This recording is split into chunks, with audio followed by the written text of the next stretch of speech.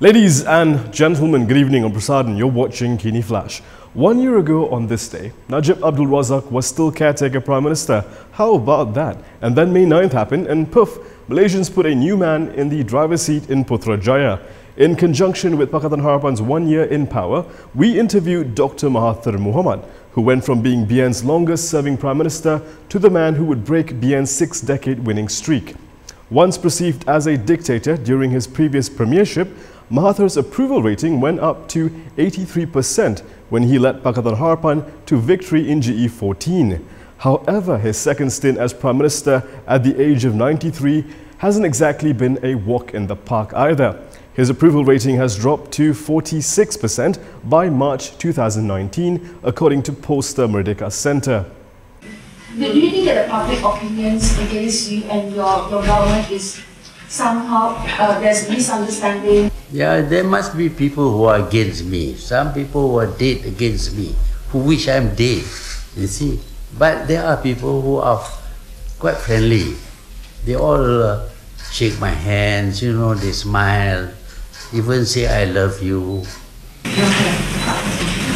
When asked to grade himself during the interview, he didn't give himself a score. However, he said he isn't worse than certain world leaders. I feel as strong as I could be at the age of 93. Not many people at the age of 93 can even think. But I think I'm still able to answer your nasty questions. And as far as I'm concerned, there are many leaders in this world. I don't think I'm worse than Trump. I don't think I'm worse than the British leaders, and also the French leader who's having to deal with the yellow shirts, and the Spanish leader who has to deal with secession, and all those other leaders. By comparison, I think I didn't do so badly. Ahead of Pakatan Harapan's first anniversary in power, Mahathir also assured that Anwar Ibrahim will certainly be his successor as Prime Minister. No, I have made this promise that I will step down and give way to Dato' Sri Anwar. That is something that is quite definite. There is no talk about who is going to be or what is going to be done. And when somebody takes over from me, he is not required to follow my instruction or to follow what I have done. He is free to do what he thinks is best as the Prime Minister. So I have no say about what happens after.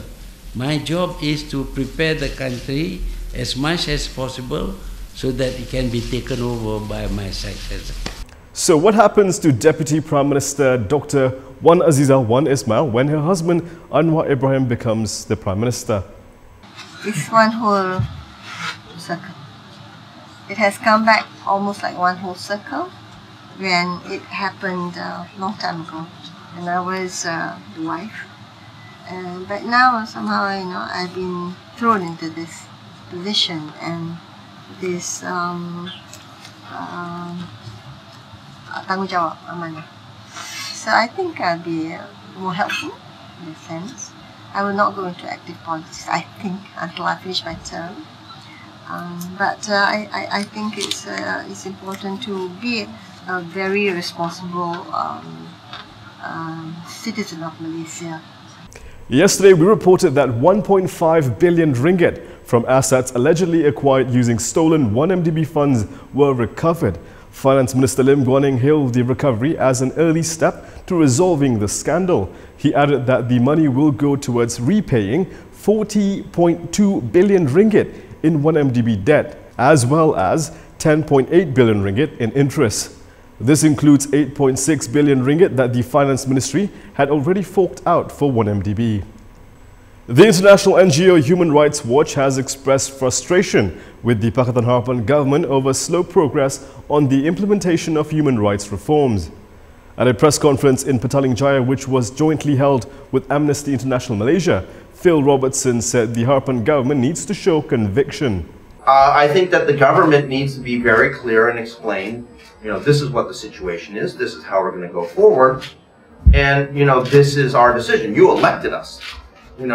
Elections have consequences. The consequence is that we are going to support this policy, we're going to take it forward, and do less of this sort of finger in the wind, like which way is a political wind blowing and is this popular or not. There's far too much of the government trying to, coast on the prevailing political wind. Phil also added that being in power for a year is a fair length of time to judge an administration. With the question about, is it unfair after 1 year to criticize, I would say no, it's not. And in fact, if you look at the way that most governments proceed, it is in the first year of the government that the most reform is made.